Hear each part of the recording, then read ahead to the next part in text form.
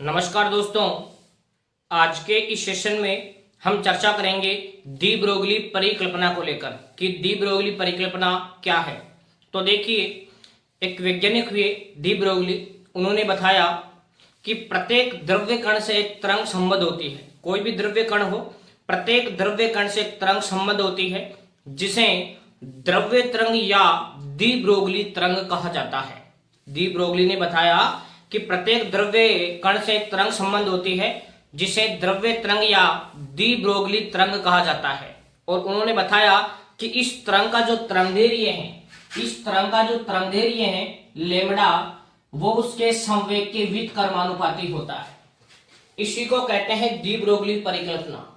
De Broglie ने बताया कि प्रत्येक द्रव्य कण से संबंधित एक तरंग होती है, जिसे द्रव्य तरंग या डी ब्रोगली तरंग कहा जाता है, तथा इस तरंग का तरंगदैर्घ्य उसके संवेग के व्युत्क्रमानुपाती होता है। तो लेमड़ा बराबर समानुपाती का चिन्ह हटाकर एक नियतांक लगाएंगे, जिसको हम बोलेंगे प्लांक नियतांक। तो लेमड़ा बराबर बनेगा h/p। ये फॉर्मूला दोस्तों आपको ध्यान रखना है। h की वैल्यू फिक्स है 6.626 गुणा 10⁻⁻34 जूल इंटू सेकेंड। और p हमारे पास क्या है? तो p है हमारे पास संवेग। p क्या है हमारे पास? संवेग है p। ठीक है, अब देखिए, संवेग का फॉर्मूला होता है p = mv। संवेग का फॉर्मूला होता है p = mv, संवेग द्रव्यमान गुणा वेग। संवेग का फॉर्मूला होता है संवेग p बराबर द्रव्यमान गुणा वेग mv। संवेग p बराबर mv, द्रव्यमान गुणा वेग। यहाँ p की जगह mv लिख दो, तो ये बन जाएगा लेमड़ा बराबर h/mv। लेमड़ा बराबर h/mv। आपको द्रव्यमान दे देगा, आपको वेग दे देगा, और फिर आपको पूछेगा लेमड़ा कि लेमड़ा क्या होगा। जैसे आपको बोल दिया कि 100 ग्राम द्रव्यमान की कोई बॉल 40 मीटर या 50 मीटर पर सेकंड के वेग से गतिशील है, तो इससे संबंध डी ब्रोगली तरंगदैर्घ्य क्या होगा। तो फिर आपको ये वाला फॉर्मूला यूज लेना पड़ेगा। और यहां से देखिए, संवेग और ऊर्जा के अंदर भी दोस्तों एक संबंध होता है। संवेग और ऊर्जा के अंदर भी एक संबंध होता है। क्या? तो देखिए, आपने गतिज ऊर्जा का फॉर्मूला पढ़ा है k बराबर ½ गतिज ऊर्जा का फॉर्मूला होता है k = ½ आप क्या करो, इसको m से गुणा कर दो और m का ही भाग दे दो। तो m का भाग दे दिया, m से क्या कर दिया, इसको गुणा। तो देखिए क्या बनेगा, ये हमारे पास बनेगा k = ये m और m का स्क्वायर और ऊपर बन गया v²। तो ये बन गया m² v² और बट्टा में हमारे पास आ रहा है 2m। इसको मैं क्रॉस गुणा कर दूंगा, क्रॉस गुणा कर दूंगा तो 2km बराबर बन गया mv का होल स्क्वायर कह सकता हूं मैं एक साथ। और mv किसका सूत्र होता है दोस्तों? p का। तो ये बन गया p²। तो 2km बराबर बन गया p²। अगर मैं p निकालूंगा तो मुझे इसका रूट लेना पड़ेगा। तो 2km का रूट बराबर हमारे पास क्या आया? p। तो ये p की जगह यहां मैं √2km भी लिख सकता हूं, यहाँ p की जगह। तो लेमड़ा बराबर बन गया h/p। तो p की जगह लिख दूंगा ये वाली वैल्यू √2km। तो ये वाला फॉर्मूला भी आपको ध्यान रखना है। आपको गतिज ऊर्जा दी जाएगी, आपको ऊर्जा दी जाएगी, आपको द्रव्यमान दिया जाएगा। देखो, ऊर्जा और द्रव्यमान दे दें तो लेमड़ा का फॉर्मूला ये भी एक अच्छा क्वेश्चन है। इस फॉर्मूले से भी बोर्ड एग्जाम्स में कई बार क्वेश्चन पूछे जा चुके हैं और आपसे भी पूछे जा सकते हैं। लेमड़ा बराबर h/√2km, जहां k है गतिज ऊर्जा और m क्या है दोस्तों? द्रव्यमान। तो ऊर्जा और द्रव्यमान दें तो लेमड़ा का ये फॉर्मूला, और अगर आपको द्रव्यमान और वेग दे दें तो लेमड़ा का ये वाला फॉर्मूला, और अगर आपको सीधा सीधा संवेग दे दें और तरंगदैर्घ्य पूछ लें तो ये वाला फॉर्मूला। तो यहाँ हमारे पास एक तरीके से 3 फॉर्मूले हो गए, फॉर्मूला नंबर 1, फॉर्मूला नंबर 2 और ये हमारे पास हो गया फॉर्मूला नंबर 3। ये तीनों फॉर्मूले दोस्तों आपको ध्यान रखने हैं।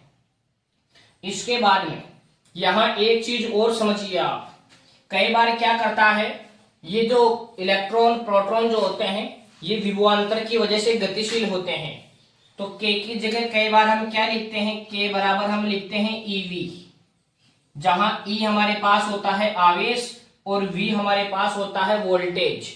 आपने दोस्तों कार्य या ऊर्जा का सूत्र फॉर्मूला पढ़ा होगा, W बराबर QV, विद्युत धारिता वाले चैप्टर में, चैप्टर नंबर 2 आपकी किताब में दे रखा है, वहां ऊर्जा या कार्य का फॉर्मूला चलता है W बराबर QV।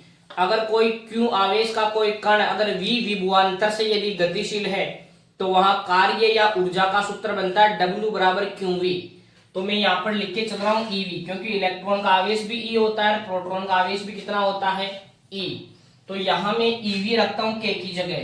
तो देखिए सबसे पहला मैं बात कर रहा हूँ दोस्तों इलेक्ट्रॉन के लिए, सबसे पहला मैं बात कर रहा हूँ इलेक्ट्रॉन के लिए।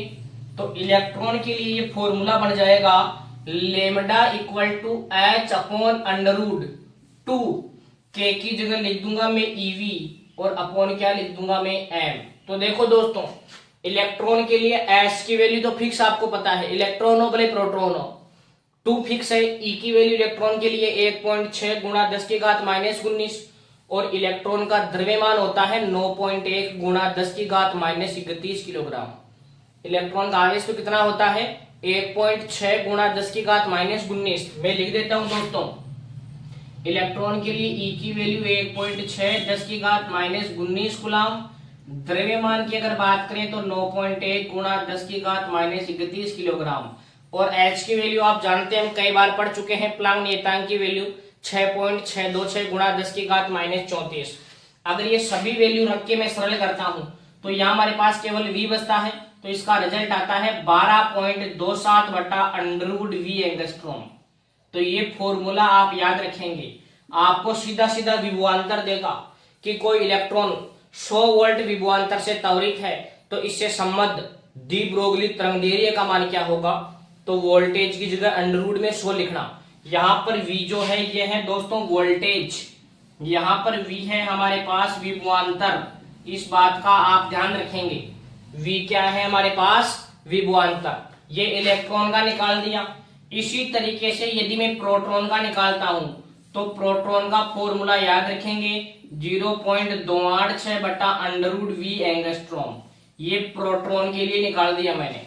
ये लेमडा पी किसका है, ये पहला इलेक्ट्रॉन के लिए, ये मैंने दूसरा लिखा दोस्तों फॉर्मूला प्रोटॉन के लिए। ये फॉर्मूला भी आपको ध्यान रखना है। मैं फिर कह रहा हूं यहाँ पर V है विभवांतर, ये V वेग नहीं है, यहाँ पर V विभवांतर है, जबकि यहाँ पर ये जो V था ये V था वेग, यहाँ पर ये V वेग था, जबकि यहाँ पर V क्या है विभवांतर, ध्यान रखेंगे। तीसरा अगर मैं बात करूं अल्फा कण के लिए तो अल्फा कण के लिए आता है 0.101 बटा अंडरवुड V एंगस्ट्रॉम। आसानी से याद रह जाएगा, F और अल्फा, F और 101 जोड़ी करते हैं ना हम 101 की, तो लेमडा अल्फा, अल्फा F और अल्फा F और 1 मतलब 101 याद रखना, 0.101 कितना 0.101, तो 0.101 बटा अंडरवुड V एंगस्ट्रॉम, वही V यहाँ पर विभवांतर है। ऐसे ही अगर मैं ड्यूट्रॉन की बात करूं, ड्यूट्रॉन, तो ड्यूट्रॉन का होता है 0.0202 बटा अंडरवुड V एंगस्ट्रॉम। ये फॉर्मूला होता है दोस्तों हमारे पास ड्यूट्रॉन। आपने पढ़ा होगा हाइड्रोजन के 3 समस्थानिक होते हैं, इलेक्ट्रॉन, प्रोटॉन, सॉरी प्रोटीरियम, ड्यूटेरियम और ट्राइटेरियम। तो ये ड्यूट्रॉन का होता है। यहाँ पर लेमडा D, ये लेमडा जो है वो ड्यूट्रॉन का है। किसका है ये अल्फा कण का है, ये ड्यूट्रॉन का है, ये प्रोटॉन का है और ये इलेक्ट्रॉन का है। अब दोस्तों एक बात और ध्यान देंगे आप, जो न्यूट्रॉन होता है ये विद्युत का उदासीन होता है, अर्थात न्यूट्रॉन पर कोई आवेश नहीं होता है।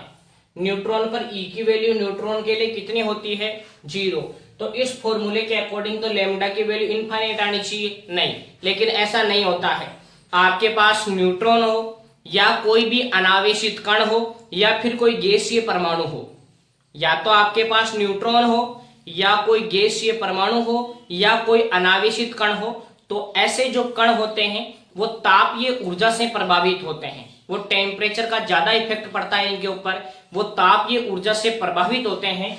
तो अगर ऐसा फॉर्मूला अगर आपसे कोई पूछा जाए तो लेमडा न्यूट्रॉन का ध्यान रखेंगे 25.2 बटा अंडरवुड टी एंगस्ट्रॉम। न्यूट्रॉन का या अनावेशित कण का जो तरंगदैर्घ्य है, डी ब्रोगली तरंगदैर्घ्य है, उसका फॉर्मूला चलता है लेमडा एन बराबर 25.2 बटा अंडरवुड टी एंगस्ट्रॉम।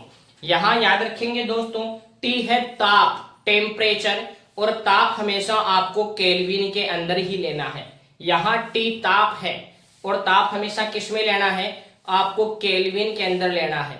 तो दोस्तों यहां डी ब्रोगली परिकल्पना से हमारे पास कितने फॉर्मूले हो गए, देखिए formula number 1, formula number 2, formula number 3, formula number 4, formula number 5, formula number 6, formula number 7 और फॉर्मूला नंबर 8।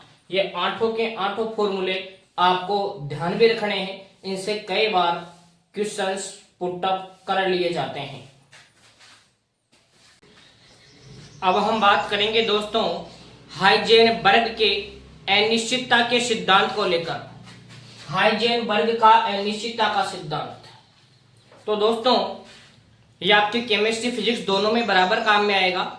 आपने एटॉमिक स्ट्रक्चर के अंदर पढ़ा होगा केमिस्ट्री में। तो देखिए हाइजेनबर्ग का अनिश्चितता का सिद्धांत क्या कहता है।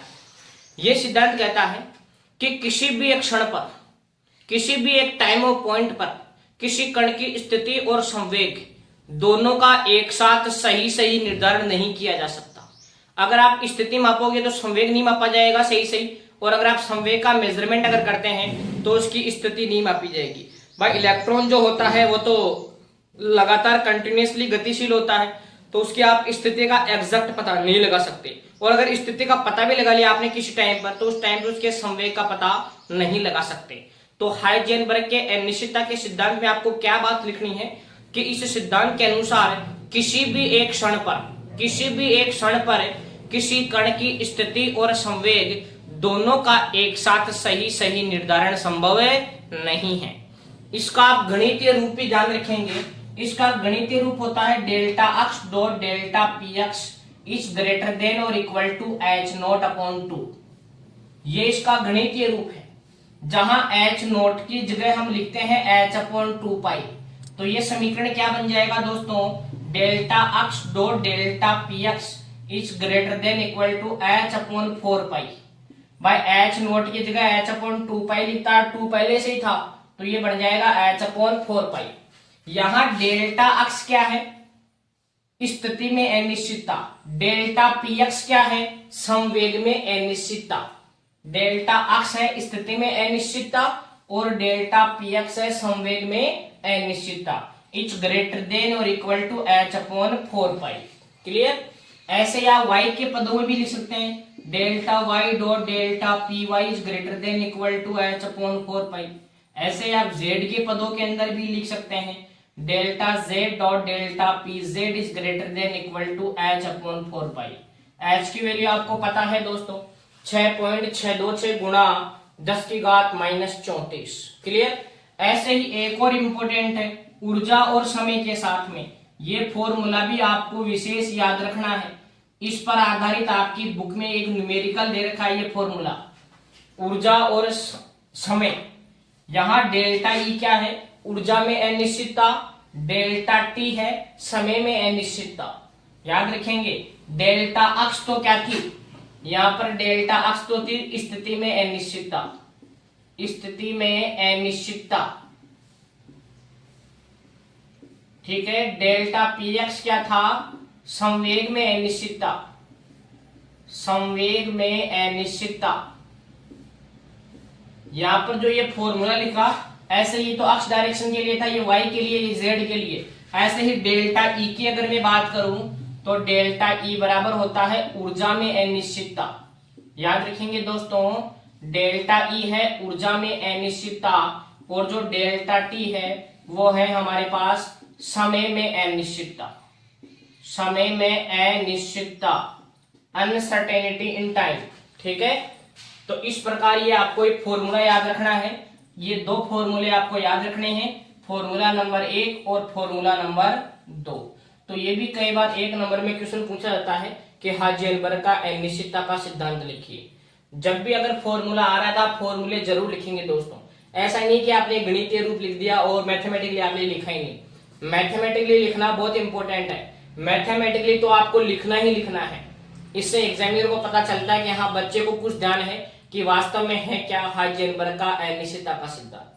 तो दोस्तों इस प्रकार हमने चर्चा की डी ब्रोगली परिकल्पना को लेकर और हाइजेनबर्ग के अनिश्चितता के सिद्धांत को लेकर। आई होप कि आपको ये दोनों टॉपिक्स अच्छे से क्लियर हुए होंगे। आप इस वीडियो को ज्यादा से ज्यादा अपने दोस्तों के पास शेयर कीजिएगा, चैनल को सब्सक्राइब कीजिए और साथ ही साथ बेल आइकन प्रेस कीजिए ताकि आगे आने वाला वीडियो सबसे पहले पहुंचे आपके पास। Thank you. जय हिंद।